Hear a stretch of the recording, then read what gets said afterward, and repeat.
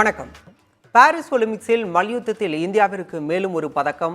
ஓட்டப்பந்தயத்தில் பதக்க வாய்ப்பினை இழந்த இந்திய அணி மல்யுத்த வீராங்கனை வினேஷ் போகத் விவகாரத்தில் இன்று தீர்ப்பு. வயநாடு செல்லும் பிரதமர் மோடி பிரேசில் விமான விபத்தில் 62 பேர் உயிரிழப்பு என உள்ளூர் முதல் உலகம் வரையிலான செய்திகளை நிமிடச் செய்திகளாக தற்போது பார்க்கலாம். பாரிஸ் ஒலிம்பிக்ஸ் ஆடவர் மல்யுத்தத்தில் இந்திய வீரர் அமன் ஷெராவத் வெண்கலம் வென்றார். ஆடவர் மல்யுத்தத்தில் 57 கிலோ ஃப்ரீ ஸ்டைல் பிரிவில் வெண்கலப் பதக்கத்துக்கான போட்டியில் அமன் ஷெராவத் பியூர்டோ வீரர் டாரியன் குரூஸை எதிர்கொண்டார். ஆரம்பம் முதலே அபாரமான ஆட்டத்தை வெளிப்படுத்திய அமன் ஷெராவத் 13-5 என்ற புள்ளி கணக்கில் டாரியன் குரூஸை வீழ்த்தி வெற்றி பெற்றார்.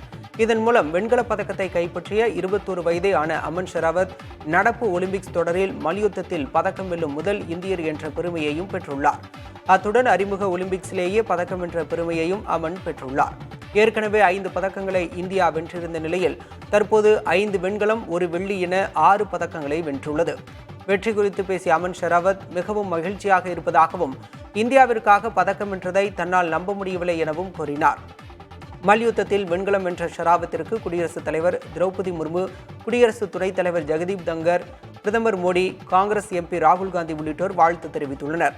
அமன் ஷெராவத் வெற்றி பெற்றதை தொடர்ந்து ஹரியானாவில் உள்ள அவரது சொந்த ஊரில் குடும்பத்தினர், நண்பர்கள் இனிப்பு வழங்கி உற்சாகமாக கொண்டாட்டத்தில் ஈடுபட்டனர்.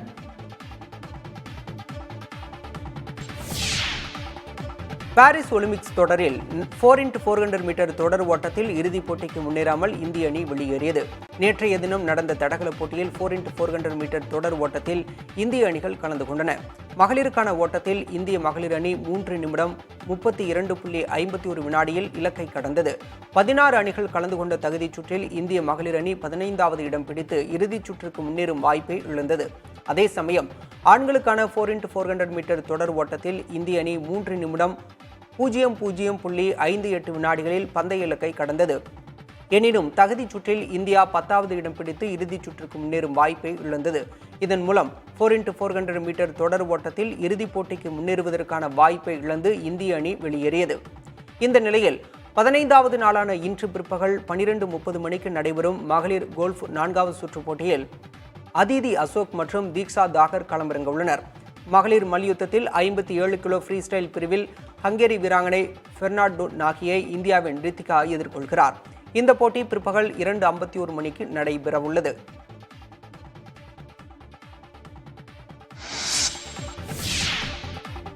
வெள்ளிப்பதக்கம் வழங்க வலியுறுத்தி வினேஷ் போகத் தொடர்ந்த வழக்கில் சர்வதேச விளையாட்டு தீர்ப்பாயம் இன்று தீர்ப்பளிக்கிறது.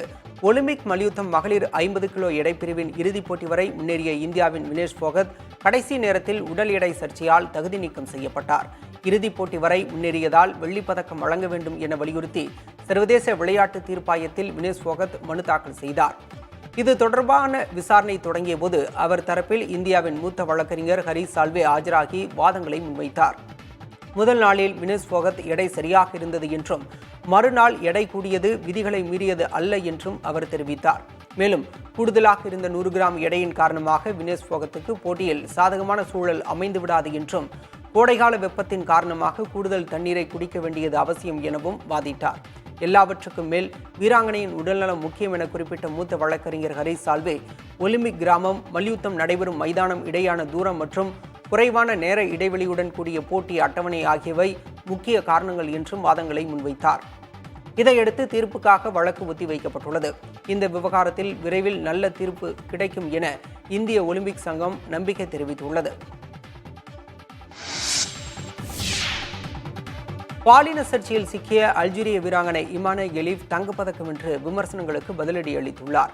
பாரிஸ் ஒலிம்பிக் மகளிர் குத்துச்சண்டை 66 கிலோ எடைப்பிரிவு இறுதிப் போட்டியில் சீன வீராங்கனை லா யாங்கை இமானே கெலிஃப் எதிர்கொண்டார். தொடக்கத்தில் இருந்தே அபார ஆட்டத்தை வெளிப்படுத்திய கெலிஃப் 5-0 என்ற கணக்கில் வெற்றி பெற்று தங்கப்பதக்கத்தை கழுத்தில் ஏந்தினார்.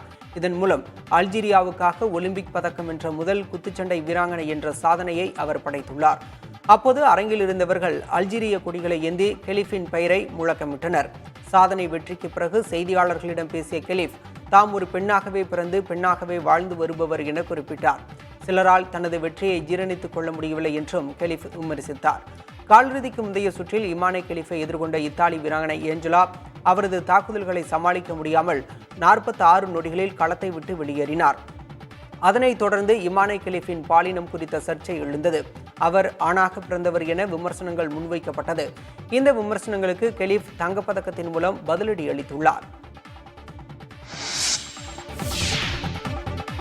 பட்டியலின பழங்குடி சமூகத்தினருக்கான இடஒதுக்கீட்டில் கிரிமிலேயர் முறையை அமல்படுத்த வேண்டும் என்ற உச்சநீதிமன்றத்தின் பரிந்துரையை மத்திய அமைச்சரவை நிராகரித்துள்ளது.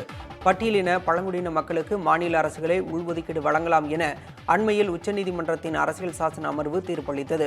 இந்நிலையில் நீதிபதிகளின் பரிந்துரையை மோடி தலைமையிலான மத்திய அமைச்சரவை நிராகரித்துள்ளது. அமைச்சரவை கூட்டத்திற்கு பின்பு செய்தியாளர்களை சந்தித்த மத்திய அமைச்சர் அஸ்வினி வைஷ்ணவ் மத்திய அமைச்சரவை கூட்டத்தில் இந்த விவகாரம் தொடர்பாக விவாதிக்கப்பட்டதாக கூறினார். அரசியலமைப்பு சட்டத்தின்படியே இடஒதுக்கீடு அமல்படுத்தப்படும் என்ற அவர், அம்பேத்கரின் அரசியலமைப்பு சட்டத்தில் பட்டியலின பழங்குடி சமூகத்தினருக்கான இடஒதுக்கீட்டில் கிரிமிலேயர் முறை இல்லை என்பதே மத்திய அமைச்சரவையின் கருத்து என தெரிவித்தார். முன்னதாக பாஜகவின் பட்டியலின பழங்குடியின நாடாளுமன்ற உறுப்பினர்களை கொண்ட குழு பிரதமர் மோடியை சந்தித்து பட்டியலின பழங்குடி சமூகத்திற்கான இடஒதுக்கீட்டில் கிரிமிலேயர் முறையை அமல்படுத்தக்கூடாது என வலியுறுத்தினர்.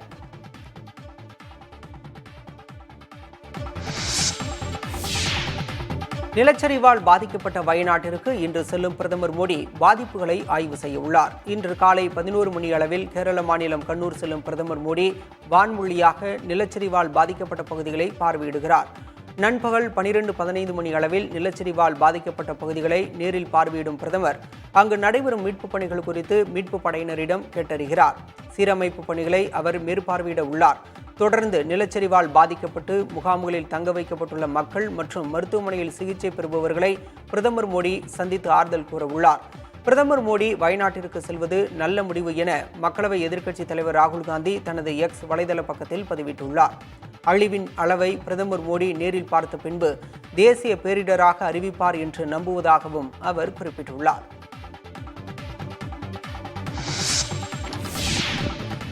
வயநாட்டில் நிலச்சரிவால் பாதிக்கப்பட்ட இடங்களை மத்திய குழுவினர் நேரில் ஆய்வு செய்தனர். முண்டக்கை மற்றும் சூரல்மலை பகுதிகளில் ஆய்வு மேற்கொண்ட மத்திய குழு அதிகாரிகள் பாதிக்கப்பட்ட மக்களை சந்தித்து நிலச்சரிவு எப்படி ஏற்பட்டது, அதன் பாதிப்புகள் குறித்த விவரங்களை கேட்டறிந்தனர். சுமார் 2 மணி நேரம் ஆய்வு மேற்கொண்ட மத்திய குழுவினர் தொடர்ந்து வயநாடு மாவட்ட ஆட்சியர், மாநில பொதுப்பணித்துறை, வனத்துறை மற்றும் சுற்றுலாத்துறை அமைச்சர்கள் அதிகாரிகளுடன் ஆலோசனை மேற்கொண்டனர். இந்த குழுவினர் அளிக்கும் அறிக்கையின் அடிப்படையில் மத்திய அரசு நிதி ஒதுக்கீடு உள்ளிட்ட நடவடிக்கைகளை மேற்கொள்ள உள்ளது. இதனிடையே நிலச்சரிவால் பாதிக்கப்பட்ட வயநாட்டில் தொடர்ந்து 12வது நாளாக மீட்புப் பணிகள் நடைபெற்று வருகின்றன. இதுவரை 400க்கும் மேற்பட்டவர்கள் உயிரிழந்த நிலையில் மாயமான 152 பேரின் நிலை என்ன என்பது தெரியவில்லை. 1000க்கும் மேற்பட்டோர் உயிருடன் மீட்கப்பட்ட நிலையில் பாதிக்கப்பட்ட ஏராளமானோர் நிவாரண முகாம்களில் தங்க வைக்கப்பட்டுள்ளனர்.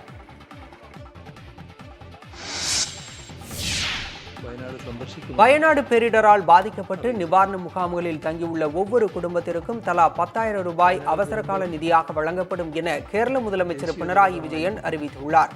ஒவ்வொரு குடும்பத்திலும் 18 வயது பூர்த்தியடைந்த இருவருக்கு தினமும் தலா 300 ரூபாய் 30 நாட்களுக்கு வழங்கப்படும் எனவும் அவர் தெரிவித்துள்ளார். மருத்துவ சிகிச்சை மற்றும் படுக்கை நோயாளிகள் உள்ள குடும்பங்களில் தலா 3 தினமும் 300 ரூபாய் 30 நாட்களுக்கு உதவித்தொகையாக வழங்கப்படும் எனவும் அவர் அறிவித்துள்ளார்.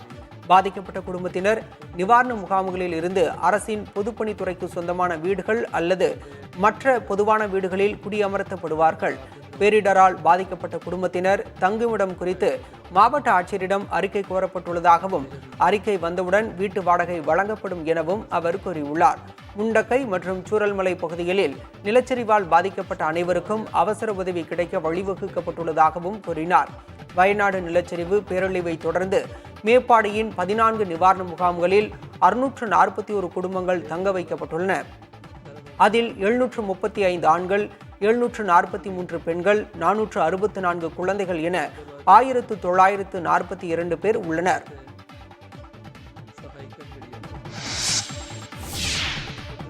கேரள மாநிலம் வயநாடு மாவட்டத்தில் நிலச்சரிவு நிகழ்ந்த சூரல்மலை, முண்டக்கை பகுதிகளில் அரசின் ஆவணங்களை இழந்தவர்களுக்கு மீண்டும் ஆவணங்களை வழங்குவதற்கான சிறப்பு அதாலத் முகாம்கள் தொடங்கின. மேப்பாடியில் உள்ள அரசு ஆரம்ப பள்ளி, அரசு மேல்நிலைப்பள்ளி, புனித ஜோசப் ஆரம்ப பள்ளி, புனித ஜோசப் பெண்கள் மேல்நிலைப்பள்ளி, மவுண்ட் தாபோர் பள்ளியில் முகாம்கள் நடைபெற்றன. இதேபோல கல்பெட்டாவில் உள்ள எஸ்டிஎம் ஆரம்ப பள்ளி, டீபால் பள்ளி, கொட்டநாடு பகுதியில் உள்ள அரசு ஆரம்ப பள்ளி, முட்டில் பகுதியில் உள்ள WMO கல்லூரியிலும் முகாம்கள் நடைபெற்றன. மேலும் சுண்டேல் பகுதியில் உள்ள RCLP பள்ளி, அரப்பேட்டாவில் உள்ள CMS மேல்நிலைப் பள்ளி, ரிப்பன் பகுதியில் உள்ள அரசு மேல்நிலைப் பள்ளி ஆகியவற்றிலும் முகாம்கள் நடைபெற்றன. வயநாடு நிலச்சரிவு நிவாரணத்திற்காக தமிழ் திரையுலகத்தைச் சார்ந்த நடிகைகள் 1 கோடி ரூபாய் வழங்கியுள்ளனர். வயநாட்டில் நிலச்சரிவு ஏற்பட்ட இடங்களில் தொடர்ந்து மீட்புப் பணிகள் நடைபெற்று வருகின்றன. நிலச்சரிவால் வீடு, உடைமைகளை இழந்து பலரும் பாதிக்கப்பட்டுள்ள நிலையில் சாதாரண மக்கள் முதல் பிரபலங்கள் வரை தங்களால் முடிந்த தொகையை நிவாரணமாக வழங்கி வருகின்றனர். இந்நிலையில் சென்னையிலிருந்து நடிகைகள் சுஹாசினி, குஷ்பு, மீனா உள்ளிட்ட சிலர் இணைந்து வயநாடு நிலச்சரிவு நிவாரணத்திற்காக 1 கோடி ரூபாய் நிதியை வழங்கியுள்ளனர். டெல்லியில் மதுபான கொள்கை முறைகேடு விவகாரத்தில் கைது செய்யப்பட்ட மணீஷ் சிசோடியாவிற்கு உச்சநீதிமன்றம் நிபந்தனைகளுடன் கூடிய பிணை வழங்கியுள்ளது. அமலாக்கத்துறை மற்றும் CBI உள்ளிட்ட அமைப்புகள் அவர் மீது வழக்குகள் பதிவு செய்து விசாரித்து வந்தன. இதற்கிடையில் மணீஷ் சிசோடியாவின் பிணை மனு பல்வேறு முறை நிராகரிக்கப்பட்ட நிலையில் புதிதாக தாக்கல் செய்யப்பட்ட மனுவை உச்சநீதிமன்ற நீதிபதிகள் BR கவாய் மற்றும் KV விஸ்வநாதன் ஆகியோர் அமர்வு விசாரித்தது. அப்போது விசாரணை அமைப்புகள் விசாரணையை மேற்கொள்வதில் செய்துள்ள தாமதம் மணீஷ் சிசோடியாவின் சுதந்திரத்தையும் தனி உரிமையையும் பறிக்கும் வகையில் இருந்ததாக நீதிபதிகள் குறிப்பிட்டனர். மணீஷ் சிசோடியாவிற்கு பிணை வழங்கி உத்தரவிட்ட நீதிபதிகள் பிணை தொகையாக 10 லட்சம் ரூபாய் வழங்க வேண்டும், பாஸ்போர்ட்டை ஒப்படைக்க வேண்டும், வாரத்தில் 2 நாட்கள் விசாரணை அதிகாரி முன்பு ஆஜராக வேண்டும் என நிபந்தனைகள் விதித்தனர். உச்சநீதிமன்ற உத்தரவை அடுத்து மணீஷ் சிசோடியா டெல்லி திகார் சிறையிலிருந்து வெளியே வந்தார்.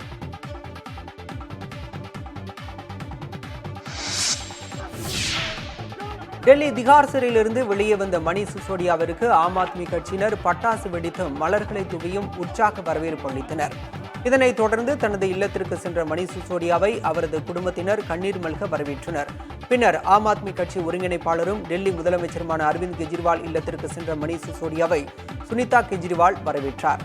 அப்போது கெஜ்ரிவாலின் பெற்றோரை சந்தித்து ஆசி பெற்ற மணீஷ் சிசோடியா ஆம் ஆத்மி கட்சியின் மூத்த தலைவர்கள் மற்றும் நிர்வாகிகளை சந்தித்து பேசினார். முன்னதாக சிறைக்கு வெளியே ஆம் ஆத்மி கட்சி நிர்வாகிகளிடம் உரையாற்றிய அவர் சர்வாதிகார ஆட்சியில் எதிர்க்கட்சித் தலைவர்கள் யாரேனும் சட்டவிரோதமாக சிறை வைக்கப்பட்டால் அவர்களை நாட்டின் அரசியலமைப்பு சட்டம் காப்பாற்றும் என கூறினார். மேலும் தன்னை போன்று அரவிந்த் கெஜ்ரிவாலும் விரைவில் வெளியே வருவார் என மணீஷ் சிசோடியா பேசினார்.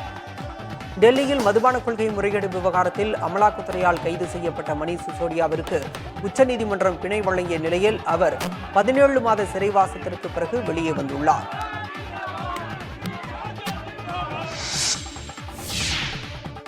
வக்ஃபு வாரிய சட்டத்திருத்த மசோதாவை பரிசீலனை செய்வது தொடர்பாக 31 பேர் கொண்ட நாடாளுமன்ற கூட்டுக்குழு அமைக்கப்பட்டுள்ளது. வக்ஃபு வாரிய சட்டத்தில் பல்வேறு திருத்தங்களை செய்யும் மசோதா வியாழக்கிழமை மக்களவையில் தாக்கல் செய்யப்பட்டது. ஆனால் வக்ஃபு வாரியங்களின் அதிகாரங்கள் பறிபோவதாக எதிர்க்கட்சிகள் குற்றம் சாட்டிய நிலையில் இந்த மசோதா நாடாளுமன்ற குழு பரிசீலனைக்கு அனுப்பப்பட்டது. இது தொடர்பாக 21 மக்களவை உறுப்பினர்கள் மற்றும் 10 மாநிலங்களவை உறுப்பினர்கள் கொண்ட கூட்டுக்குழுவை மத்திய சிறுபான்மை நலத்துறை அமைச்சர் கிரண் ரிஜிஜு முன்மொழிந்தார். பாஜக மூத்த மக்களவை உறுப்பினர் ஜெகதாம்பிகா பால் தலைமையில் இந்த குழு செயல்படும் என தெரிவிக்கப்பட்டுள்ளது. திமுக சார்பில் ராசா, MM அப்துல்லா ஆகியோர் உறுப்பினர் பட்டியலில் இடம்பெற்றுள்ளனர். காங்கிரசிலிருந்து கௌரவ் கோகோய், இம்ரான் மசூத் ஆகியோரும், அகில இந்திய மஜ்லிஸ் கட்சியின் அசாருதீன் ஓவைசியும் குழுவில் இடம்பெற்றுள்ளனர். ஆம் ஆத்மி கட்சியின் மாநிலங்களவை உறுப்பினர் சஞ்சய் சிங் குழுவில் உள்ளார்.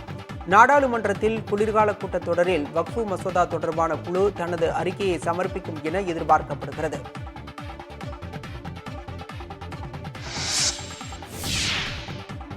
எதிர்க்கட்சிகளின் அமளியால் நாடாளுமன்ற கூட்டத்தொடர் ஒரு நாள் முன்னதாகவே முடித்துக் கொள்ளப்பட்டது. மக்களவைத் தேர்தலுக்கு முன்பு பிப்ரவரி மாதத்தில் இடைக்கால நிதிநிலை அறிக்கை தாக்கல் செய்யப்பட்ட நிலையில் இந்த கூட்டத்தொடரில் நிதியமைச்சர் நிர்மலா சீதாராமன் நடப்பு நிதியாண்டுக்கான பட்ஜெட்டை தாக்கல் செய்தார். பட்ஜெட் மற்றும் நிதி ஒதுக்கீடு தொடர்பான விவாதங்கள் 2 அவைகளிலும் நிறைவு பெற்ற நிலையில் பட்ஜெட்டுக்கான ஒப்புதல்களை நாடாளுமன்றம் அளித்துள்ளது. இந்த கூட்டத்தொடரில் சர்ச்சைக்குரிய வக்ஃபு வாரிய சட்டத்திருத்த மசோதா தாக்கல் செய்யப்பட்டது. இந்த மசோதாவுக்கு எதிர்க்கட்சிகள் கடும் எதிர்ப்பு தெரிவித்த நிலையில் சர்ச்சைக்குரிய மசோதா நாடாளுமன்ற கூட்டுக்குழு பரிசீலனைக்கு அனுப்பப்பட்டுள்ளது. இதனிடையே நீட் விவகாரம், மணிப்பூர் கலவரம், வினேஷ் போகத் இடைநீக்கம், விலைவாசி, வேலைவாய்ப்பு உள்ளிட்ட பல்வேறு விவகாரங்கள் தொடர்பாக விவாதம் நடத்த கோரி எதிர்க்கட்சிகள் அமளியில் ஈடுபட்டன. இந்நிலையில் எதிர்க்கட்சிகளின் தொடர் அமளியால் நாடாளுமன்ற கூட்டத்தொடர் ஒரு நாள் முன்னதாகவே முடித்துக் கொள்ளப்பட்டது. அதே சமயம் மக்களவை மற்றும் மாநிலங்களவை தேதி குறிப்பிடாமல் ஒத்திவைக்கப்பட்டது.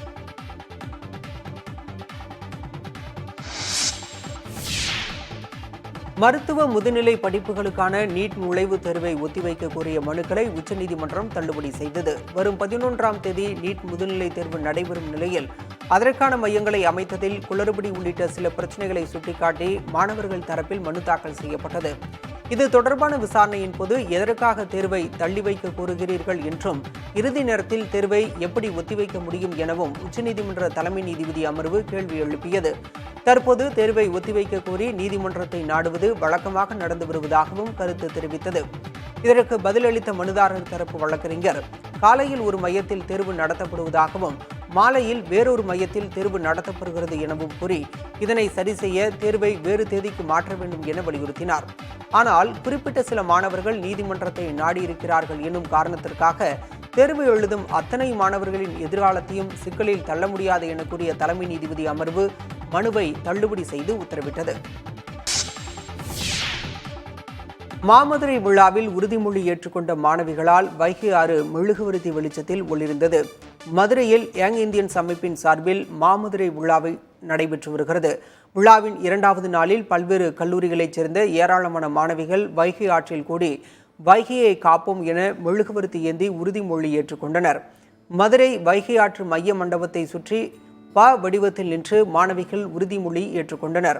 அப்போது வைகை ஆறு மெழுகுவர்த்தி வெளிச்சத்தில் ஜொலித்தது, அனைவரையும் கவர்ந்தது. முன்னதாக இந்த உறுதிமொழி ஏற்கும் நிகழ்ச்சியை மதுரை மாநகராட்சி மேயர் இந்திராணி மெழுகுவர்த்தி ஏந்தி தொடங்கி வைத்தது குறிப்பிடத்தக்கது.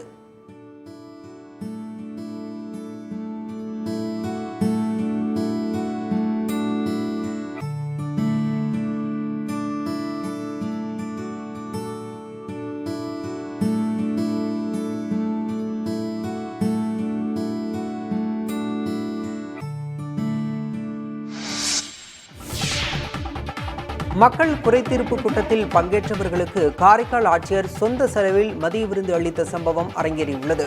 காரைக்கால் மாவட்ட நிர்வாகத்தின் சார்பில் மக்களை தேடி மாவட்ட ஆட்சியர் என்ற திட்டம் செயல்படுத்தப்பட்டு வருகிறது.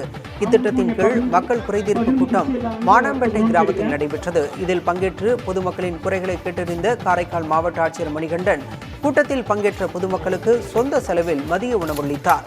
அப்போது அவர் பொதுமக்களோடு அமர்ந்து உணவு அருந்தினார்.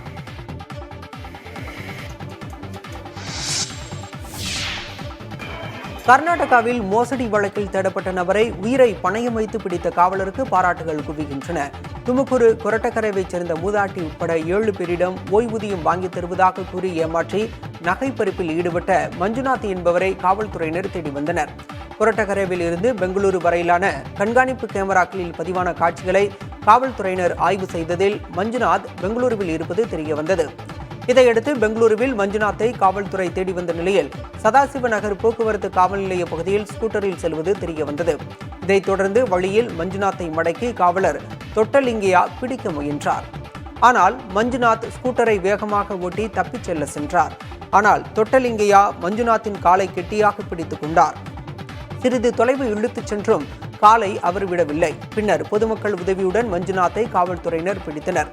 இந்த காட்சிகள் அங்கிருந்த கண்காணிப்பு கேமராவில் பதிவான நிலையில் அதன் வீடியோ தற்போது சமூக வலைதளங்களில் பரவி வருகிறது.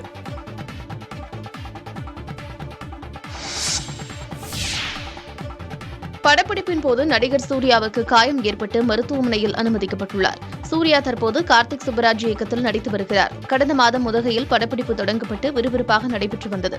அப்போது படத்தின் ஆக்ஷன் காட்சி ஒன்று படமாக்கப்பட்டிருந்த போது சூர்யாவின் தலையில் காயம் ஏற்பட்டதாக கூறப்படுகிறது. இதுகுறித்து 2D என்டர்டெயின்மெண்ட் நிறுவனத்தின் இயக்குநர் ராஜ்சேகர் பாண்டியன் தனது எக்ஸ் பக்கத்தில் சிறிய காயம்தான் ஏற்பட்டுள்ளது, யாரும் கவலைப்பட வேண்டாம் என்றும் சூர்யா தற்போது நலமுடன் உள்ளார் எனவும் பதிவிட்டுள்ளார். கும்மிடிப்பூண்டி அருகே கோயிலில் பட்டியலின மக்கள் வழிபாடு செய்வது தொடர்பான பிரச்சனையால் அறநிலையத்துறை கட்டுப்பாட்டில் உள்ள கோயிலுக்கு அதிகாரிகள் சீல் வைத்தனர். திருவள்ளூர் மாவட்டம் கும்மிடிப்பூண்டி அடுத்த வழுதலம்பேடு கிராமத்தில் உள்ள எட்டியம்மன் ஆலயத்திற்கு பட்டியலின மக்கள் செல்வதில் பல ஆண்டுகளாக பிரச்சனை உள்ளது. இந்நிலையில் ஏராளமான காவல்துறை பாதுகாப்புடன் எட்டியம்மன் ஆலயத்தில் மகா கும்பாபிஷேக விழா நடைபெற்றது. கும்பாபிஷேகம் முடிந்த பிறகு பட்டியலின மக்கள் சாமி தரிசனம் செய்வதற்காக கோயிலுக்கு சென்றபோது மாற்று சமூகத்தினர் தங்களுக்கு சொந்தமான பாதையில் வரக்கூடாது என கூறி எதிர்ப்பு தெரிவித்துள்ளனர். அதிகாரிகள் நீண்ட நேரம் பேச்சுவார்த்தை நடத்தியும் உடன்பாடு எட்டப்படாத நிலையில் கோயிலை மூடுவதாக மாவட்ட காவல் கண்காணிப்பாளர் அறிவித்தார். இதனைத் தொடர்ந்து சார் ஆட்சியர் மாவட்ட காவல் கண்காணிப்பாளர் முன்னிலையில் வருவாய்த்துறையினர் ஆலய கதவுகளை பூட்டி சீல் வைத்தனர். இதனிடையே தங்களை ஆலயத்தில் சென்று வழிபாடு நடத்த அனுமதி மறுக்கப்பட்டதால் பட்டியலின மக்கள் அந்த வழியே வந்த அரசு பேருந்தை மறித்தும் ரெட்டம்பேடு கும்மிடிப்பூண்டி சாலையில் அமர்ந்தும் போராட்டத்தில் ஈடுபட்டனர். 18 வருஷம் கழிச்சு நம்ம சாமியை பார்க்க போறோம்னு நாங்கள் ஆர்வத்தோடு மொத்தமாக நாங்கள் மஞ்சள் போடு இங்கே கட்டிக்கின்னு போனால் ஊரில் போகிற வேலையை மஞ்சள் போடு கட்டின்னு வந்துட்டாங்கன்னா எங்களை அவதூறான வார்த்தையில் அந்த ஊர் பொம்பளைங்கெல்லாம் எங்கடி போகிறீங்க எல்லாமே முடிஞ்சிடுச்சு எங்களை கூட திரும்பி வீட்டுக்கு போங்கன்னு கிண்டலாக பேசினாங்க. அதே மாரி நாங்கள் போனோம். கோயில்கிட்ட போனாக்கா கோயிலுக்கு போகிற பாதையை ஒரு டிராக்டர் விட்டு அந்த ஊர் இளைஞருங்க மொத்த பேர் சேர்ந்து ஒரு 50 பேர்கிட்ட கட்டிங்கெல்லாம் வச்சுக்கின்னு எங்களை வழி மாடிக்கு எங்களை நிறைய பிரச்சனை பண்ணாங்க. வழி விட மாட்டேட்டாங்க. அதுக்கு முன்னும் காவல்துறை சேர்ந்து உங்களை நாங்கள் பாதுகாக்கணும் காவல்துறை இன்னொரு வழி கூட்டின்னு போச்சு. இந்த வழி பட்டா வரக்கூடாதுன்ட்டாங்க. இன்னொரு வழிக்கு போனால் அதே டிராக்டர் அந்த பசங்க மொத்த பேர் வந்து இந்த வழியும் பட்டா வழி இந்த வழியில் வரக்கூடாதுன்னு எங்களை அப்ஜெக்ஷன் பண்ணி நிறுத்தினாங்க. நெல்லை மாவட்டத்தில் தாமிரபரணியில் வெள்ளப்பெருக்கை கண்காணிக்கும் வகையில் 88 லட்சம் ரூபாய் மதிப்பில் 10 இடங்களில் அதிநவீன கண்காணிப்பு கருவிகள் பொருத்தும் பணிகள் மும்முரமாக நடைபெற்று வருகின்றன. தாமிரபரணி மற்றும் மணிமுத்தாறு இணையும் இடமான ஆலடியூர் தொடங்கி முரப்பநாடு வரை முக்கிய பாலங்களில் வெள்ள பாதிப்புகளை கண்டறியும் அதிநவீன கண்காணிப்பு கருவிகள் அமைக்கப்பட்டுள்ளன. இந்த கருவிகளின் மூலம் தாமிரபரணியில் வரும் நீரின் அளவு, வெள்ளத்தின் போது நீரோட்டம், தண்ணீரின் வேகம் உள்ளிட்டவற்றை கணிக்க முடியும். இந்த கருவிகளில் 360 டிகிரி கோணத்தில் படம் பிடிக்கும் அதிநவீன சென்சார் கேமராவும் உள்ளது. நவீன கருவிகள் இயங்க தேவையான மின்சாரத்தை பெற சோலார் பேனல்கள் மற்றும் பேட்டரிகளும் பொருத்தப்பட்டுள்ளன. வெள்ள காலங்களில் பாலங்களில் நின்று பொதுமக்கள் தண்ணீரை வேடிக்கை பார்த்தாலும் சென்சார் கருவிகளில் உள்ள கேமராக்கள் மூலம் கண்காணித்து உடனுக்குடன் தகவல் தெரிவிக்கும் வகையிலும் வடிவமைக்கப்பட்டுள்ளது. இந்த தகவல்கள் அனைத்தும் நெல்லை ஆட்சியர் அலுவலகத்தில் உள்ள ஒருங்கிணைந்த கட்டுப்பாட்டு அறை மற்றும் நகராட்சி அலுவலக கட்டுப்பாட்டு அறைக்கு அனுப்பி வைக்கப்படும்.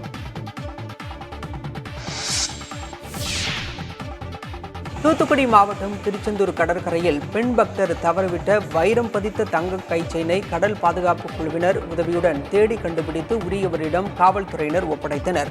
சுப்பிரமணிய சுவாமி கோயிலில் சாமி தரிசனம் செய்வதற்காக வந்த திருவள்ளூர் மாவட்டத்தைச் சேர்ந்த பக்தர் கல்பனா கடலில் புனித நீராடியுள்ளார்.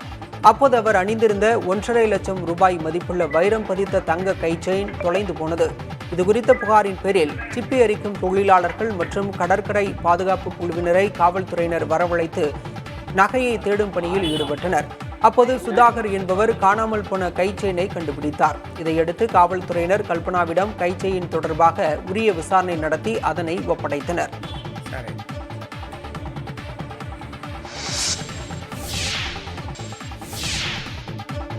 விழுப்புரம் அருகே அரசு பள்ளியில் போதிய வகுப்பறைகள் இல்லாததாலும் பள்ளி வளாகத்தில் மழைநீர் தேங்குவதாலும் மாணவர்கள் மரத்தடியில் தார்பாய் விரித்து கல்வி பயிலும் அவல நிலைக்கு தள்ளப்பட்டுள்ளனர். குண்டலிப்புலியூரில் இயங்கி வரும் இந்த அரசு உயர்நிலைப் பள்ளியில் 400க்கும் மேற்பட்ட மாணவர்கள் பயின்று வருகின்றனர். இந்த பள்ளி வளாகத்திலேயே ஆரம்ப பள்ளியும் செயல்பட்டு வருகிறது. இந்த பள்ளி கடந்த 2017இல் நடுநிலைப் பள்ளியிலிருந்து உயர்நிலைப் பள்ளியாக தரம் உயர்த்தப்பட்டது. தற்போது ஆரம்ப பள்ளி செயல்பட்ட இடத்திலிருந்து பழமையான கட்டடம் அகற்றப்பட்டதால் போதிய வகுப்பறைகள் இல்லாமல் மாணவர்கள் அவதிக்குள்ளாகியுள்ளனர். அருகில் உள்ள மழைநீர் வடிகால்கள் சீரமைக்கப்படாததால் மழைநீர் பள்ளி வளாகத்தில் தேங்கும் சூழல் உள்ளது. ஊராட்சி நிர்வாகம் முன்வராததால் மாணவர்களை மழைநீரை அகற்றி கல்வி பயிலும் சூழல் உள்ளது. இந்நிலையில் ஆய்வு செய்து கூடுதல் வகுப்பறைகள் கட்ட நடவடிக்கை எடுக்கப்படும் என மாவட்ட ஆட்சியர் பழனி தெரிவித்துள்ளார். வாழ்க்கையில் வாழ்வாதாரமே கல்வி தான். இந்த கல்வியை நல்ல மக்களுக்கு மாணவர்கிட்ட போய் சேரணும்னாக்கா அவங்க நல்லபடியாக உட்காந்து படிக்கணுன்றது தான். அதுக்கு படிக்கக்கூடிய வசதியே இல்லாமல் இருக்கிறதுனால ரொம்ப கஷ்ட சூழ்நிலையாக இருக்குது. கலெக்டர் ஆஃபீஸில் போய் மனு கொடுத்துருக்கோம், தாலுகா ஆஃபீஸ்லையும் கொடுத்துருக்கோம், பெரிய பெரிய அதிகாரிகள்லாம் பார்த்துருக்கோம். நாங்களும் ஏதோ பண்ணியிருக்கோம், கூட்டத்தெல்லாம் போகிறோம், அமைச்சர்கிட்டலாம் பெட்டிஷன் கொடுத்தும் எந்த ஒரு நடவடிக்கையும் எடுக்க மாட்டேங்கிறாங்க. மழை காலம் வேறு ஸ்டார்ட் ஆகி ரொம்ப நாள் ஆகுது. பசங்க இப்பயே சேத்துல உட்காந்துட்டு படிச்சுட்டு இருக்காங்க. பசங்க படிக்கணுமா வேணாமா? இந்த அரசு என்னதான் பண்ண போகுதுன்னு தெரியல. ஈரோடு மாவட்டம் கோபிச்செட்டிப்பாளையம் அருகே தனியார் வங்கியில் வாடிக்கையாளர்களின் பெயரில் கடன் பெற்று 32 லட்சம் ரூபாய் மோசடி செய்த வங்கி ஊழியர்கள் 2 காவல்துறையினர் கைது செய்தனர்.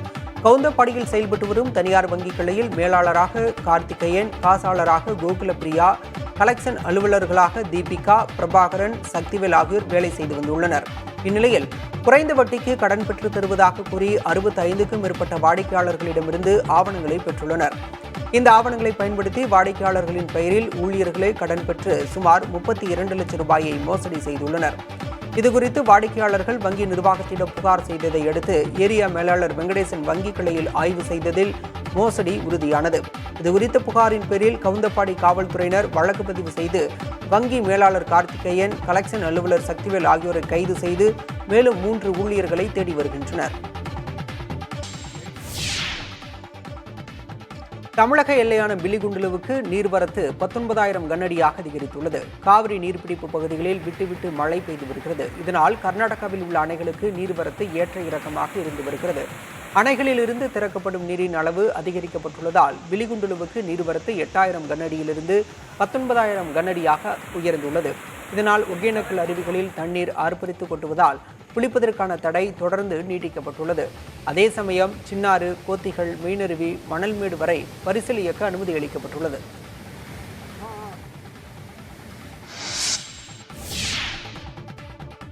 கேரள மாநிலம் வயநாட்டில் நிலநடுக்கம் ஏற்பட்டதாக வெளியான செய்திக்கு புவி அறிவியல் அமைச்சகம் மறுப்பு தெரிவித்துள்ளது. வயநாட்டில் கடந்த மாதம் நள்ளிரவில் கோர நிலச்சரிவு ஏற்பட்டு பல உயிர்கள் பறிபோனன.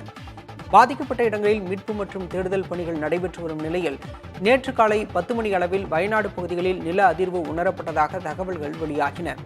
ஆனால் வயநாட்டில் நிலநடுக்கம் ஏற்பட்டதாக வெளியான செய்திக்கு புவி அறிவியல் அமைச்சகத்தின் தேசிய நிலநடுக்கவியல் மையம் மறுப்பு தெரிவித்துள்ளது. அதே சமயம் அப்பகுதி மக்களும் அப்படி ஒரு சம்பவம் நிகழவில்லை என கூறுகின்றனர். பாதிக்கப்பட்ட பகுதிகளில் நடைபெற்று வரும் மீட்பு பணிகளின் போது ஏற்பட்ட பயங்கர சத்தத்தை நில அதிர்வு என சிலர் தவறாக எண்ணியதாக மீட்புக் குழுவினர் விளக்கியுள்ளனர்.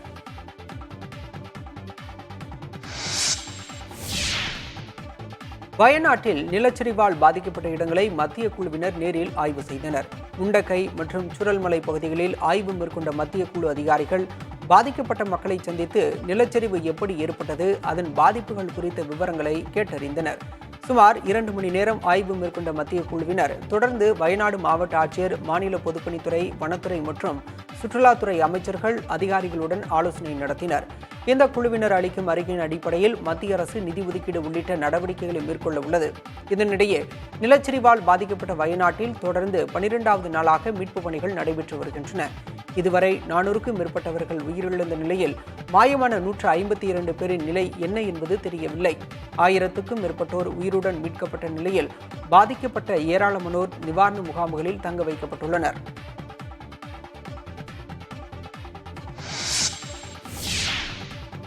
நிலச்சரிவால் பாதிக்கப்பட்ட வயநாட்டிற்கு இன்று செல்லும் பிரதமர் மோடி பாதிப்புகளை ஆய்வு செய்கிறார். இன்று காலை 11 மணி அளவில் கேரள மாநிலம் கண்ணூர் செல்லும் பிரதமர் மோடி வான்வழியாக நிலச்சரிவால் பாதிக்கப்பட்ட பகுதிகளை பார்வையிடுகிறார். நண்பகல் 12:15 மணி அளவில் நிலச்சரிவால் பாதிக்கப்பட்ட பகுதிகளை நேரில் பார்வையிடும் பிரதமர் அங்கு நடைபெறும் மீட்புப் பணிகள் குறித்து மீட்புப் படையினரிடம் கேட்டறிகிறார். சீரமைப்பு பணிகளை அவர் மேற்பார்வையிட உள்ளார். தொடர்ந்து நிலச்சரிவால் பாதிக்கப்பட்டு முகாம்களில் தங்க வைக்கப்பட்டுள்ள மக்கள் மற்றும் மருத்துவமனையில் சிகிச்சை பெறுபவர்களை பிரதமர் மோடி சந்தித்து ஆறுதல் கூறவுள்ளார். பிரதமர் மோடி வயநாட்டிற்கு செல்வது நல்ல முடிவு என மக்களவை எதிர்க்கட்சித் தலைவர் ராகுல் காந்தி தனது எக்ஸ் வலைதள பக்கத்தில் பதிவிட்டுள்ளார். அழிவின் அளவை பிரதமர் மோடி நேரில் பார்த்த பின்பு தேசிய பேரிடராக அறிவிப்பார் என்று நம்புவதாகவும் அவர் குறிப்பிட்டுள்ளார்.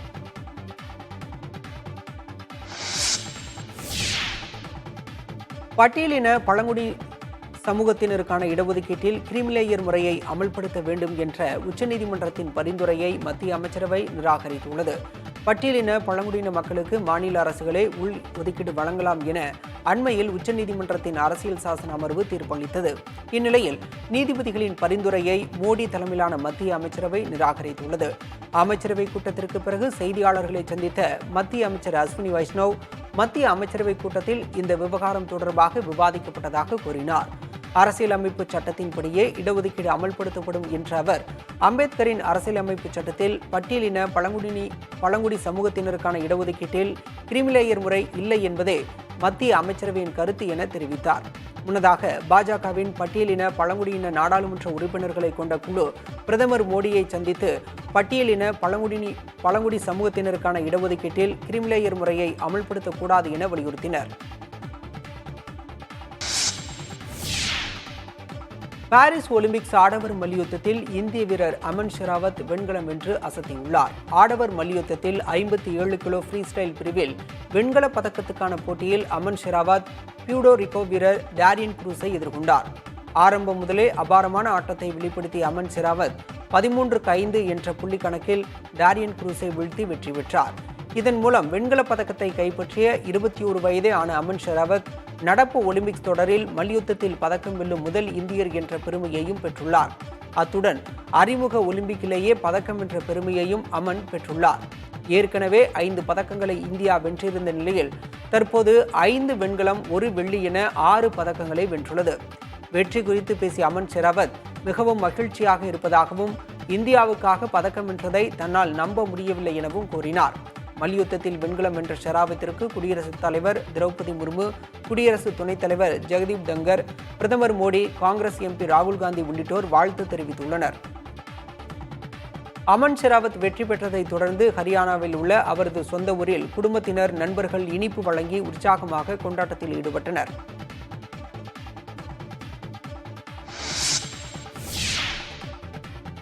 பாரிஸ் ஒலிம்பிக்ஸ் தொடரில் 4x400 மீட்டர் தொடர் ஓட்டத்தில் இறுதிப் போட்டிக்கு முன்னேறாமல் இந்திய அணி வெளியேறியது. நேற்றைய தினம் நடந்த தடகள போட்டியில் 4x400 மீட்டர் தொடர் ஓட்டத்தில் இந்திய அணிகள் கலந்து கொண்டன.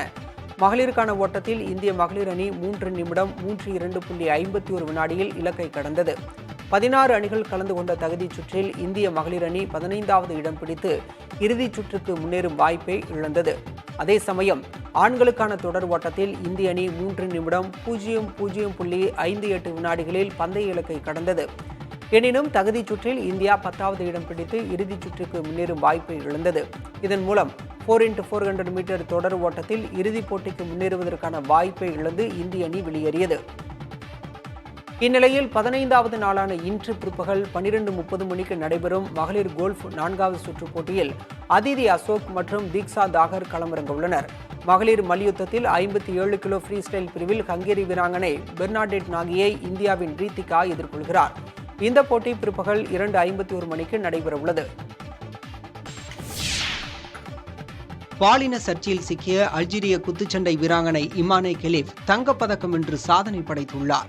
பாரிஸ் ஒலிம்பிக் மகளிர் குத்துச்சண்டை 66 கிலோ எடைப்பிரிவு இறுதிப் போட்டியில் சீன வீராங்கனை லா யாங்கை இமானே கெலிஃப் எதிர்கொண்டார். தொடக்கத்தில் இருந்தே அபார ஆட்டத்தை வெளிப்படுத்திய கெலிஃப் 5-0 என்ற கணக்கில் வெற்றி பெற்று தங்கப்பதக்கத்தை வென்றார். இதன் மூலம் அல்ஜீரியாவுக்காக ஒலிம்பிக் பதக்கம் வென்ற முதல் குத்துச்சண்டை வீராங்கனை என்ற சாதனையை அவர் படைத்தார். அப்போது அரங்கில் இருந்தவர்கள் அல்ஜீரிய கொடிகளை ஏந்தி கெலிஃபின் பெயரை முழக்கமிட்டனர். சாதனை வெற்றிக்கு பிறகு செய்தியாளர்களிடம் பேசிய கெலிஃப் தாம் ஒரு பெண்ணாகவே பிறந்து பெண்ணாகவே வாழ்ந்து வருபவர் என குறிப்பிட்டார். எதிரிகள் சிலரால் தனது வெற்றியை ஜீரணித்துக் கொள்ள முடியவில்லை என்றும் கெலிஃப் விமர்சித்தார். காலிறுதிக்கு முந்தைய சுற்றில் இமானே கெலிஃபை எதிர்கொண்ட இத்தாலி வீராங்கனை ஏஞ்சலா அவரது தாக்குதல்களை சமாளிக்க முடியாமல் 46 நொடிகளில் களத்தை விட்டு கண்ணீருடன் வெளியேறினார்.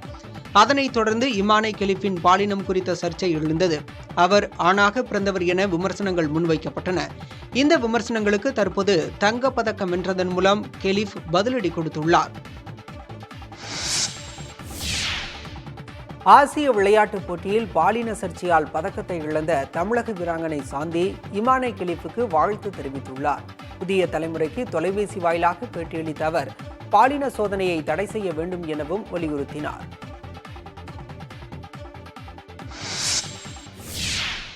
இது சந்தோஷப்படக்கூடிய ஒரு விஷயம். ஏன்னா இதே மாதிரி நானும் 2006 பாதிக்கப்பட்டிருக்கேன். இதே மாதிரி நிறைய விளையாட்டு வீராங்கனைகள் தொடர்ந்து பாதிக்கப்பட்டுட்டு வர்றாங்க. அதனால இந்த பொண்ணுக்கு மியானே கலீஃபுக்கு உங்களுக்கு என்னோட வாழ்த்துக்களை நான் சொல்லிக்கிறேன். இது அறிவியல் பூர்வமான டெஸ்ட் கிடையாது. இது ஒருத்தவங்களுக்கு உடம்புல டெஸ்டோஸ்டெரான் அளவு அதிகமா இருக்கு அப்படிங்கறதுனால அவங்கள ஆணோ இல்ல கம்மியா இருக்கு அப்படிங்கறதுனால பெண்ணோ அப்படிலாம் இது அறிவியல் பூர்வமா நிரூபிக்கப்பட முடியல. இதை இன்டர்நேஷனல் ஒலிம்பிக் கமிட்டியே சொல்லியிருக்காங்க. அதனால இது ஒரு மிகப்பெரிய சந்தோஷமான விஷயமா இருக்குது எனக்கு. பொதுவாகவே இந்த மாதிரியான பாலின சர்ச்சையில் சிக்கக்கூடிய பெண்களுக்கு, முக்கியமாக தடகள விளையாட்டு வீரர்களுக்கு என்ன மாதிரியான மனநிலை இருக்கும்? இது தவறுதலான ஒரு தவறான முன்னுதாரணமா இருக்குது. இதுக்கப்புறம் இந்த இது மாதிரி டெஸ்ட்கள்ல நம்ம பாதிக்கப்படுறப்ப வாழ்க்கையே இல்லாம போயிடுது. இது மாதிரி நிறைய வீராங்கனைகள் பாதிக்கப்பட்டு ஒரு சில வீராங்கனைகள் தற்கொலை வரை செஞ்சுக்கிட்டாங்க. அதனால இது ஒரு தவறான முன்னுதாரணமாக கூடாது. உலகத்துல எல்லாருக்கும் வாய்ப்புகள் எல்லாமே சரிசமமா இருக்கணும். அதனால இது தவறான ஒரு செயலா இருக்கு. இதை தடை பண்ணணும். இந்த மாதிரி ஒரு டெஸ்ட், இந்த பாலின சோதனைங்கிற தடை பண்ணணும். சேலம் அரசு மருத்துவமனையிலிருந்து குழந்தையை கடத்திச் சென்ற பெண்ணை கைது செய்த காவல்துறையினர் ஆண் குழந்தையை பத்திரமாக மீட்டனர். பள்ளிப்பாளையம் பகுதியைச் சேர்ந்த வெண்ணிலாவிற்கு சேலம் அரசு மருத்துவமனையில் ஆண் குழந்தை பிறந்துள்ளது.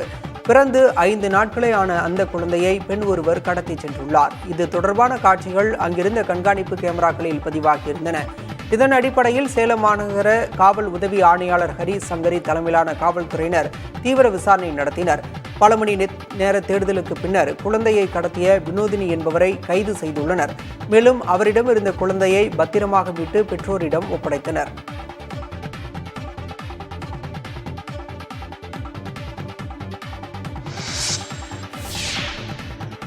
இலங்கை கடற்படையால் சிறைபிடிக்கப்பட்ட பாம்பன் மீனவர்களை ஆகஸ்ட் 21ஆம் தேதி வரை நீதிமன்ற காவலில் சிறையில் அடைக்க உத்தரவிடப்பட்டுள்ளது. பாம்பன் வடக்கு மீன்பிடி துறைமுகத்தில் இருந்து ஆழ்கடலுக்கு மீன்பிடிக்க சென்ற 4 நாட்டு படகுகளையும் அதிலிருந்த 35 மீனவர்களையும் எல்லை தாண்டி மீன்பிடித்ததாக இலங்கை கடற்படையினர் கைது செய்தனர். இதையடுத்து மீனவர்கள் அனைவரும் புத்தளம் நீதிமன்றத்தில் ஆஜர்படுத்தப்பட்டனர். 35 மீனவர்களையும் 21ஆம் தேதி வரை காவலில் அடைக்க நீதிமன்றம் உத்தரவிட்டுள்ளது. மீன்பிடி தடைக்காலம் முடிந்ததிலிருந்து இதுவரை 144 மீனவர்களை இலங்கை கடற்படை கைது செய்துள்ளது. இதில் 80 மீனவர்கள் சிறையில் அடைக்கப்பட்டுள்ளனர்.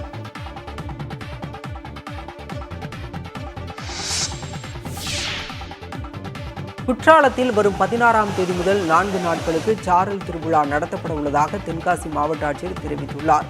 குற்றாலத்தில் ஆண்டுதோறும் ஜூன் முதல் ஆகஸ்ட் மாதம் வரை 3 மாதங்கள் மழைக்கால சீசன் களை கட்டுவது வழக்கம். இதையொட்டி சுற்றுலா பயணிகளை கவரும் வண்ணம் ஆண்டுதோறும் குற்றால சாரல் திருவிழா 10 நாட்கள் நடத்தப்படும். அந்த வகையில் இந்த ஆண்டிற்கான சாரல் திருவிழா வரும் 16ஆம் தேதி முதல் 19ஆம் தேதி வரை 4 நாட்கள் நடத்த திட்டமிட்டுள்ளதாக மாவட்ட ஆட்சியர் கமல் கிஷோர் தெரிவித்துள்ளார். கிராமிய கலை நிகழ்ச்சிகள், பல்வேறு விளையாட்டுப் போட்டிகள் நடத்தப்பட உள்ளதாக கூறினார். மேலும் 16ஆம் தேதி முதல் 18ஆம் தேதி வரை ஐந்தருவி சுற்றுச்சூழல் பூங்காவில் மலர் கண்காட்சி நடத்தவும் ஏற்பாடு செய்யப்பட்டுள்ளது.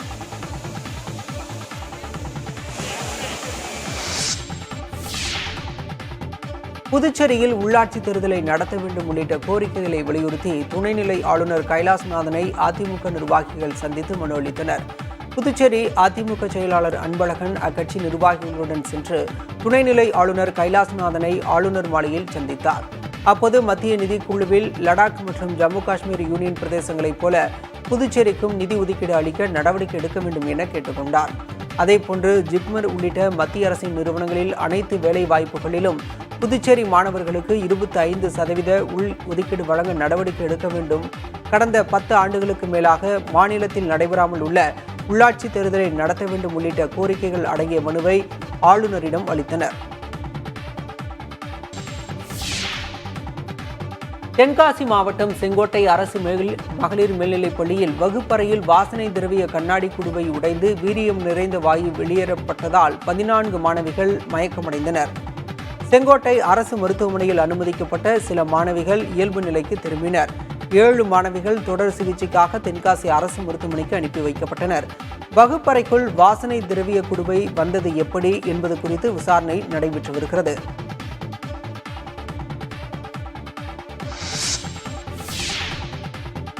கன்னியாகுமரி மாவட்டம் திருப்பரப்பு பகுதியில் 15 ஆண்டுகளாக சேதமடைந்து கிடக்கும் சாலையை தரமாக சீரமைத்து தரக்கோரி கிராம மக்கள் வலியுறுத்தியுள்ளனர். மழைநீர் வடிகால் ஓடை இல்லாததால் ஆரல்வாய்மொழி நெடுமாங்காடு பிரதான சாலை மிகவும் சேதமடைந்து காணப்படுகிறது. இதனால் அவ்வழியே செல்லும் பொதுமக்கள், வாகன ஓட்டிகள் விபத்துக்குள்ளாகும் சூழல் ஏற்பட்டுள்ளது. மழை காலங்களில் சாலையின் நடுப்பகுதியில் தண்ணீர் குளம் போல் தேங்குவதாக அப்பகுதி மக்கள் குற்றம் சாட்டியுள்ளனர். சாலையின் இருபுறமும் மழைநீர் வடிகால் அமைத்து சாலையை சீரமைத்து தர வேண்டும் என அவர்கள் வலியுறுத்தியுள்ளனர். சாலையை செப்பனிட நிதி ஒதுக்கப்பட்டுள்ளதாகவும் கூட்டு குடிநீர் வாரிய குழாய் பதிப்பு பணிகள் முடிந்ததும் சாலை செப்பனிடப்படும் எனவும் நெடுஞ்சாலைத்துறை அதிகாரி கூறியுள்ளார்.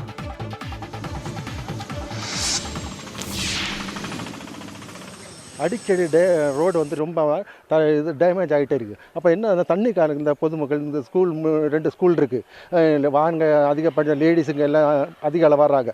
அடிக்கடி இந்த பக்கத்தில் விழுறாங்க. நாங்கள் பக்கத்து விடாதனால நாங்கள் இதை பார்த்துருப்போம். நாங்களே நிறைய வண்டிங்களை வந்து சரி பண்ணி கொடுத்துருக்கோம், அந்த பக்கம் கொண்டு விட்டுருக்கோம். அப்படியெல்லாம் ரொம்ப இதாக இருக்குது. அமெரிக்காவில் குடியேறிய ஆசிரியர் ஒருவர் குஜராத்தில் உள்ள அரசு பள்ளியில் 8 ஆண்டுகளாக ஊதியம் பெற்று வந்தது வெளிச்சத்திற்கு வந்துள்ளது. பஞ்சா கிராமத்தில் உள்ள அரசு தொடக்கப் பள்ளியில் பணியாற்றி வந்த பாவனா பென் என்பவர் 8 ஆண்டுகளுக்கு முன்பு அமெரிக்காவில் குடியேறிய நிலையில் ஆண்டுதோறும் தீபாவளிக்கு மட்டும் சொந்த ஊர் வருவதை அவர் வழக்கமாக வைத்திருந்தார். ஆனால் அவருக்கு மாதந்தோறும் அரசு சார்பில் ஊதியம் வழங்கப்பட்டு வந்துள்ளது. இதனை அறிந்த பள்ளி தலைமை ஆசிரியர் மாவட்ட முதன்மை கல்வி அலுவலரிடம் புகார் அளித்தார். இது அரசின் கவனத்திற்கு சென்ற நிலையில் ஆசிரியர் மீதான புகாரில் உரிய விசாரணை நடத்தப்படும் என அமைச்சர் குபேர் திண்டோர் தெரிவித்துள்ளார்.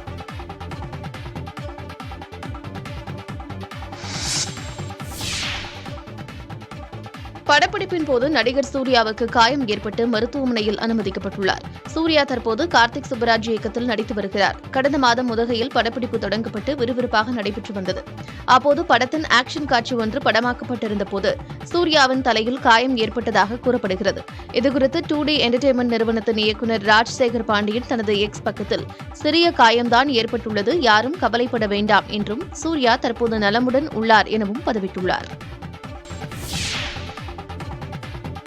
பகுஜன் சமாஜ் கட்சியின் மாநில தலைவராக இருந்த ஆம்ஸ்ட்ராங் கொலை வழக்கு தொடர்பாக 23வது நபராக நாகேந்திரன் என்ற ரவுடி கைது செய்யப்பட்டுள்ளார். பகுஜன் சமாஜ் கட்சி மாநில தலைவராக ஆம்ஸ்ட்ராங் படுகொலை தொடர்பாக 22 பேர் கைது செய்யப்பட்டனர்.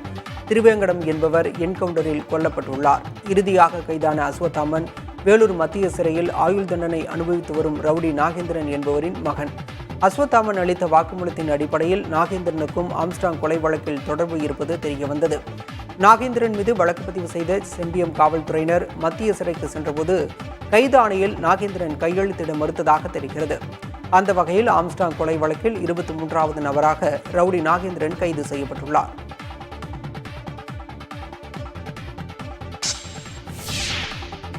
செங்கல்பட்டு மாவட்டம் திருப்போரூர் அருகே மேற்கூரை பெயர்ந்து விழுந்த அரசு பள்ளி கட்டடத்தை சட்டமன்ற உறுப்பினர் ஆய்வு செய்தார். சிறுதாவூர் ஊராட்சியில் உள்ள அரசினர் உயர்நிலைப் பள்ளியில் 200க்கும் மேற்பட்ட மாணவ மாணவிகள் படித்து வருகின்றனர். இந்த நிலையில் 10ஆம் வகுப்பில் ஆசிரியர் பாடம் நடத்திய போது மேற்கூரை பெயர்ந்து மேலே விழுந்ததில் 5 மாணவிகள், ஒரு மாணவர் உட்பட 6 பேர் காயமடைந்தனர். பள்ளி கட்டடம் 2015-16ஆம் ஆண்டில் 13 லட்சம் ரூபாய் மதிப்பில் பொதுப்பணித்துறையால் கட்டப்பட்டது. இந்நிலையில் கட்டப்பட்ட 8 ஆண்டுகளிலேயே கட்டடம் சேதமடைந்தது பெற்றோர்களிடையே அச்சத்தை ஏற்படுத்தியுள்ளது. இதைத் தொடர்ந்து பள்ளிக்கு புதிய கட்டடம் கட்டப்பட வேண்டும் என கோரிக்கை எழுந்த நிலையில் திருப்போரூர் சட்டமன்ற உறுப்பினர் பாலாஜி பள்ளி கட்டடங்களை ஆய்வு செய்தார்.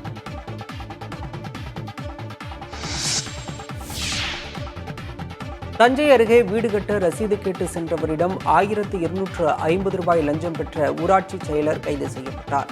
திருக்கானூர்பட்டி கீழத்தெருவைச் சேர்ந்த அந்தோணிசாமி கடகடப்பை ஊராட்சி செயலராக பணியாற்றி வருகிறார். பிலிப்ராஜ் என்பவர் அவரது மகளுக்கு வீடு கட்ட பல்வகை ரசீது கூறி இவரிடம் சென்றுள்ளார். அப்போது 2000 ரூபாய் தருமாறும், தஞ்சாவூர் ஊராட்சி ஒன்றிய அலுவலகத்தில் உள்ள பனகல் கட்டட வளாகத்திற்கு வருமாறும் அந்தோணிசாமி பிலிப்ராஜிடம் கூறியதாக சொல்லப்படுகிறது. லஞ்சம் கொடுக்க விரும்பாத பிலிப்ராஜ் லஞ்ச ஒழிப்புத்துறையில் இதுகுறித்து புகார் அளித்தார். இதனையடுத்து லஞ்ச ஒழிப்புத்துறையினர் அளித்த ரசாயனம் தடவிய பணத்தை வாங்கிய அந்தோணிசாமி கைது செய்யப்பட்டார். தொடர்ந்து அலுவலகத்தில் சிலர் வீசி எறிந்த 50,000 ரொக்கத்தையும் கைப்பற்றி விசாரித்து வருகின்றனர்.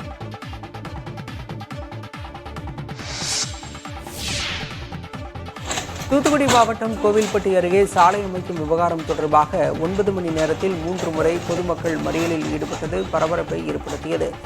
இளைய ரசனேந்தில் சுரங்கப்பாதை பகுதியில் அணுகுசாலை அமைப்பதற்காக நிலம் கையகப்படுத்தப்பட நடவடிக்கை எடுக்கப்பட்டது. அதனை எதிர்த்து அப்பகுதி வணிக நிறுவனங்களின் உரிமையாளர்கள் நீதிமன்றத்தை நாடினர். இந்த நிலையில் நிலத்தை கையகப்படுத்தவும் அப்பகுதி ஆக்கிரமிப்புகளை அகற்றவும் உயர்நீதிமன்ற மதுரை கிளை அமர்வு ஆணையிட்டதாக தெரிகிறது. இதனையடுத்து அதிகாரிகள் ஆக்கிரமிப்புகளை அகற்ற முயல வணிக நிறுவனங்களின் உரிமையாளர்கள் வாக்குவாதத்தில் ஈடுபட்டனர். அப்போது ஆக்கிரமிப்புகளை அகற்றக் கோரி பொதுமக்கள் மறியலில் ஈடுபட்டனர். பேச்சுவார்த்தைக்கு பின்னர் போராட்டம் கைவிடப்பட்ட நிலையில் திடீரென நெடுஞ்சாலைத்துறை அதிகாரிகளை கண்டித்து மறியல் நடைபெற்றது. அவர்களை காவல்துறையினர் சமாதானம் செய்தனர். அதன் பின்னர் வணிக நிறுவனங்களின் படிகள் உள்ளிட்டவை மட்டுமே அகற்றப்பட்டதால் 3வது முறையாக மறியல் நடைபெற்றது. அவர்களுடன் வட்டாட்சியர் நடத்திய பேச்சுவார்த்தையில் உடன்பாடு எட்டவே போராட்டம் கைவிடப்பட்டது.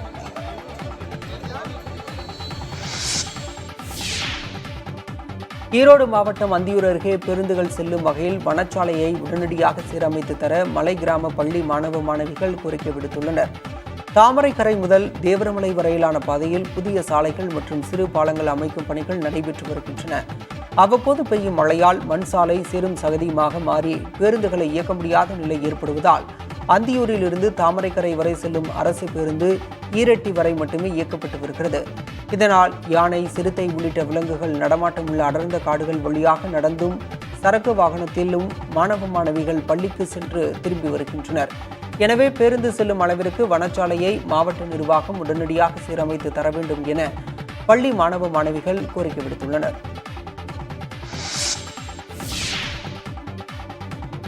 கனமழை காரணமாக புதுக்கோட்டையில் பயிரிடப்பட்டிருந்த தர்பூசணி பழங்கள் மழைநீரில் மூழ்கி அழுகியதால் பெரும் நஷ்டமடைந்துள்ளதாக விவசாயிகள் வேதனை தெரிவித்துள்ளனர்.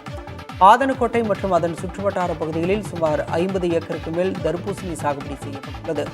தற்போது அறுவடை பணிகள் தொடங்கியுள்ள நிலையில் கடந்த 5 நாட்களாக விட்டுவிட்டு மழை பெய்து வருகிறது. இதனால் தர்பூசணி பழங்கள் நீரில் மூழ்கி அழுக தொடங்கியுள்ளதால் 1 ஏக்கருக்கு 15 டன்னுக்கு பதிலாக 3 டன் தர்பூசணி பழங்கள் மட்டுமே கிடைத்துள்ளதாக விவசாயிகள் வேதனை தெரிவித்துள்ளனர்.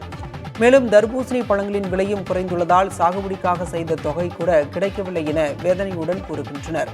உடனடியாக தர்பூசணி தோட்டங்களை அதிகாரிகள் ஆய்வு செய்து நிவாரணம் வழங்குமாறு வலியுறுத்தியுள்ளனர்.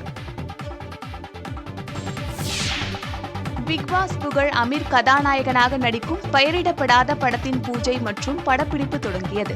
அறிமுக இயக்குனர் PT தினேஷ் இயக்கத்தில் இப்படம் உருவாகிறது. இன்றும் சில மக்கள் ஏற்றுக்கொள்ள முடியாத வாழ்வியலை கொண்டுள்ளதை மைய கருவாக வைத்து கதாநாயகனின் கதாபாத்திரம் வடிவமைக்கப்பட்டுள்ளது. இதில் முக்கிய கதாபாத்திரத்தில் ஜித்தன் ரமேஷ், இயக்குனர் பேரரசு, சிங்கம் புலி, காதல் சுகுமார் உள்ளிட்ட பலர் நடிக்கின்றனர். வக்ஃபு வாரிய சட்டத்திருத்த மசோதாவை பரிசீலனை செய்வது தொடர்பாக 31 பேர் கொண்ட நாடாளுமன்ற கூட்டுக்குழு அமைக்கப்பட்டுள்ளது. வக்ஃபு வாரிய சட்டத்தில் பல்வேறு திருத்தங்களை செய்யும் மசோதா வியாழக்கிழமை மக்களவையில் தாக்கல் செய்யப்பட்டது. ஆனால் வக்ஃபு வாரியங்களின் அதிகாரங்கள் பறிபோவதாக எதிர்க்கட்சிகள் குற்றம் சாட்டிய நிலையில் இந்த மசோதா நாடாளுமன்ற குழு பரிசீலனைக்கு அனுப்பப்பட்டது. இது தொடர்பாக 21 மக்களவை உறுப்பினர்கள் மற்றும் 10 மாநிலங்களவை உறுப்பினர்கள் கொண்ட கூட்டுக்குழுவை மத்திய சிறுபான்மை நலத்துறை அமைச்சர் கிரண் ரிஜிஜு முன்மொழிந்தார். பாஜக மூத்த மக்களவை உறுப்பினர் ஜெகதாம்பிகா பால் தலைமையில் இந்த குழு செயல்படும் என தெரிவிக்கப்பட்டுள்ளது. திமுக சார்பில் ராசா, MM அப்துல்லா ஆகியோர் உறுப்பினர் பட்டியலில் இடம்பெற்றுள்ளனர். காங்கிரசிலிருந்து கௌரவ் கோகோய், இம்ரான் மசூத் ஆகியோரும் அகில இந்திய மஜ்லிஸ் கட்சியின் அசாதுதீன் ஓவைசியும் குழுவில் இடம்பெற்றுள்ளனர். ஆம் ஆத்மி கட்சியின் மாநிலங்களவை உறுப்பினர் சஞ்சய் சிங் குழுவில் உள்ளார். நாடாளுமன்றத்தின் குளிர்கால கூட்டத்தொடரில் வக்ஃபு மசோதா தொடர்பான குழு தனது அறிக்கையை சமர்ப்பிக்கும் என எதிர்பார்க்கப்படுகிறது.